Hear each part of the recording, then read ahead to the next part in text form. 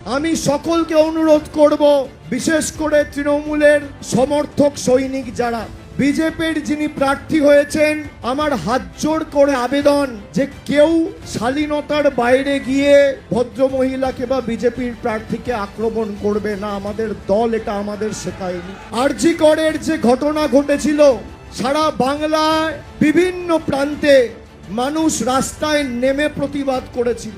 মহিলাদের মায়েদের রাত দখলের লড়াইকে আমি ধর্মতলা মেয়র রোড 28 আগস্ট থেকে বলেছিলাম যে আপনাদের লড়াইকে আমরা সম্মান জানাই, আপনাদের কুর্নিশ জানাই। যে ঘটনা 9 আগস্ট আরজি করে ঘটেছিল তার নিন্দা আমরা সবাই করি। মুখ্যমন্ত্রী মমতা বন্দ্যোপাধ্যায় ঝাড়গ্রামে ছিলেন 9 আগস্ট।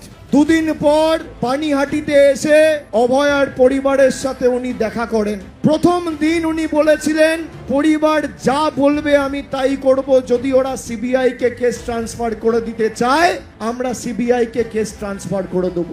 48 ঘন্টার মধ্যে কলকাতা পুলিশ যাকে অ্যারেস্ট করেছিল সেই সঞ্জয় রায়কে তার এখনো শাস্তি সিবিআই দিতে পারেনি। প্রায় 1.5 বছর ধরে তদন্ত চলছে। আমি বিজেপির প্রার্থীকে খালি এতটুকু অনুরোধ করব যে আগামী 24 তারিখ আমি শুনছিলাম এখানে প্রধানমন্ত্রী আসবেন।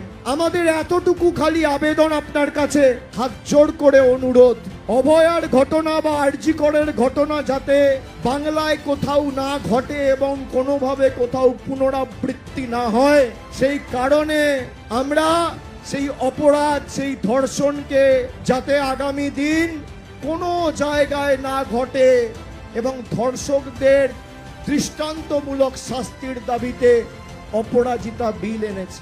রাজ্য সরকার সেই বিল রাজ্যপালের মাধ্যমে দেশের রাষ্ট্রপতিকে 1.5 বছর ধরে পাঠিয়েছে। আমি খালি বিজেপির প্রার্থীর কাছে আবেদন করব যে আপনি যদি সত্যি চান এরকম ঘটনার বাংলায় বা ভারতবর্ষে কোথাও না হয়, তাহলে দয়া করে প্রধানমন্ত্রীকে তার সভামঞ্চে বলবেন, রাষ্ট্রপতিকে বলে সেই বিলে সম্মতি দিতে, যাতে অপরাজিতা বিল পাস হয়।